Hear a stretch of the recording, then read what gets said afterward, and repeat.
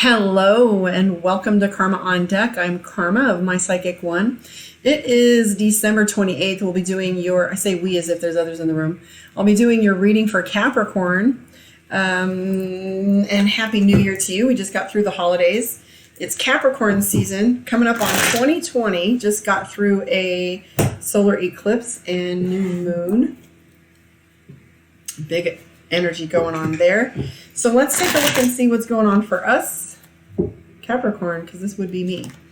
Ooh, first thing that comes up, 5 of coins. What are you looking for regarding money? So that's you looking through the maze and trying to find solutions for things that you want. The World card. This tells us there's a lot of opportunity in front of you.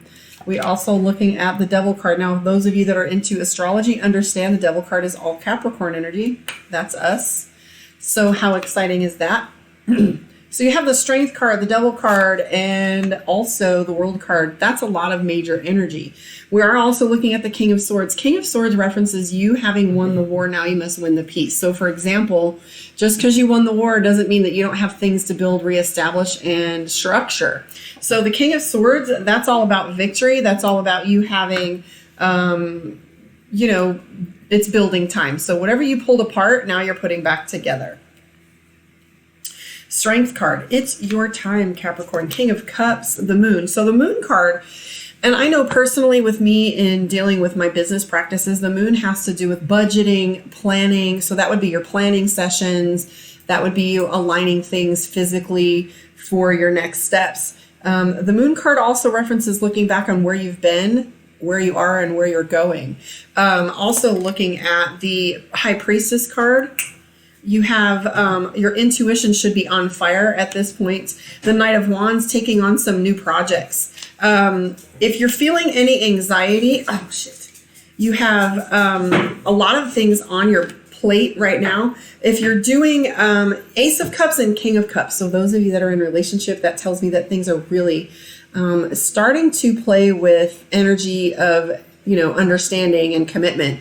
You're also seeing the Justice card. So if you're signing any contracts or making any mediation or things having to do with legal matters and documents, you also have the Star card, the 5 of coins, and the Hierophant. So those of you, well, I know personally I'm doing a lot of teaching and lecturing right now. The Hierophant's all about education and teaching. So you might find yourself in a position where you're actually being expected to teach your expertise at this point, or you're doing some higher education and learning. I do see the Star card, and that's all about you having your head in the clouds. So be careful that you're not thinking too much about the 5D and not really coming to ground on your 3D. The 10 of Cups is about anxiety, though. So if you're feeling pressure, that's okay. Turn it into excitement rather than having the stress level of it. Look at it as excitement. Your intuition, like I said, your High Priestess over here is telling us that there is a shit ton of intuitive energy going on. You're really feeling as if you've got, you're really dialed in. So 1, 2, 3, 4, 5, 6, 7, 8. Capricorn, this is your season. This is your year. This is your lucky star. This is your luck is with you, etc. This is your year. And you're also starting to put some work in because we have the Knight of Wands, new projects coming up. And I am all about new projects right now myself. So like I said, this here, right here, the Page of Coins references money. So even though you're looking for money here and trying to figure out where you're going to put it, this is you actually spending the money and putting it on the projects and things that you want to do. I love seeing King of Cups for us, Capricorn. That is actual mastery with your emotions. So Queen of Cups is more of a nurturing energy. King of Cups is outward focus. You do have the Ace of Cups too, which is personal satisfaction. That's joy. That's expressiveness as well, etc. And damn, there's the Temperance card, which is balance. That's give and take from the cosmos and the universe. So Capricorn, we're going to go with first reading of the week. Capricorn for the win. I haven't seen this many major cards in a while, but I know myself I'm coming up on Chiron return, which is super exciting. And we're going to be talking about some astrology coming up here soon with Miss Moxie. So let's pull some cards from the divination of, we're going to pull a card from Mystic Dreamer and see what our love and relationships are looking like.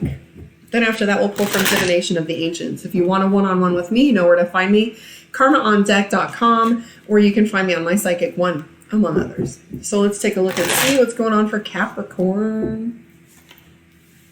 So Capricorn, right here we have the Nine of Wands, and that is having to do with, you've put your effort out there. You've done all the work and labor that you're going to do at this point. You're starting to reap the benefits of the work and the foundation that you've laid with your relationships in the past. We do have the Chariot card. There's a lot of travel involved for you, and quite possibly going out of town, going out of state, going out of the country.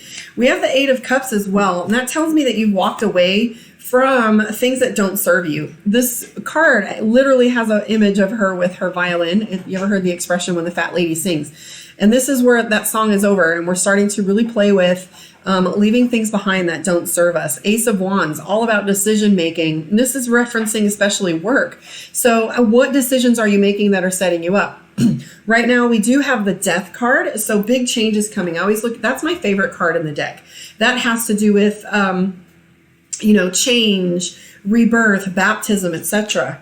Look at that. Three of Cups, celebration, magician, pretty much similar to the card I was showing you in the other deck where we talk about the Hierophant, where it's actually you coming out and being on stage. So the magician is actually you. Like the show is on. No more rehearsal, no more practice, no more costumes. This is all about getting it out there. And again, that's interesting. A different deck, we have the Star card too. So the Star card is all about alignment. So as you're coming into your alignment, you're starting to see, what your mission is, what your calling is, what work you're actually supposed to be doing, and how you're showing up in your destiny. So that's really all about destiny as well.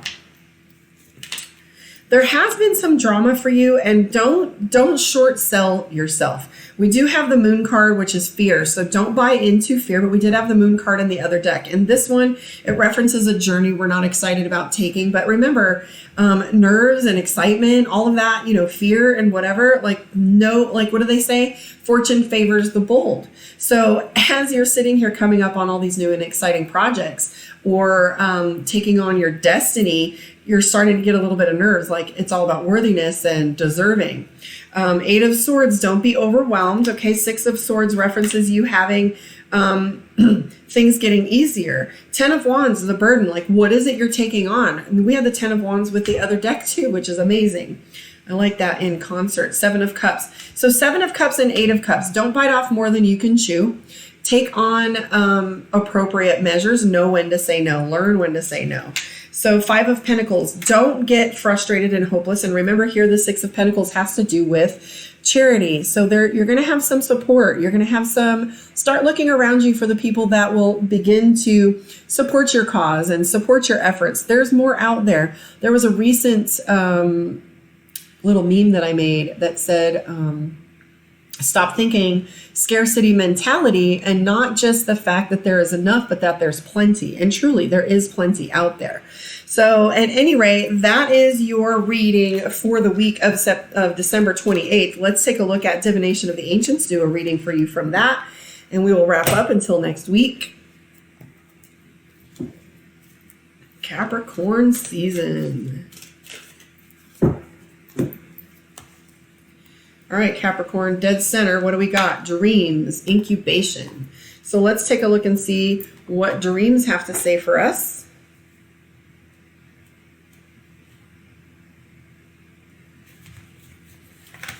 Okay, so incubation. The answers you seek come to you in your dreams. They are presented through images, stories, as well as visitations from deceased loved ones and from your guides. Find solutions to your questions and evolve spiritually by practicing dream incubation. Before going to sleep, plant a mental intention that you will dream about a specific topic. Focusing your attention in this way will put you in charge of your dreams. And as your sleeping consciousness becomes aware that you are dreaming, you are more able to manipulate imagery and experiences, change outcomes in your reality, and travel through the dimensions of the esoteric planes, dreaming your dreams awake. Incantation, in and out, I gently drift. Through dreams of scenes, I slowly sift. Gods and queens appear to me. Their messages now I clearly see. So the other thing with going on, Capricorn, that we can be so steadfast and dutiful, we don't do self-care well. So it says, take time to rest. Keep a dream journal. Your dreams are significant. And it says investigate recurring dreams. So that's kind of interesting. I have been doing a lot of meditation and travel, which has been exciting, to really start seeing images come clearer to me. Instead of just a clairsentience, I'm seeing like really clear images that are bright and crystal clear. But anyways, there is your reading for the week, dear Capricorn. I will catch you on the flip side, and I'll see you on the live. Blessed be.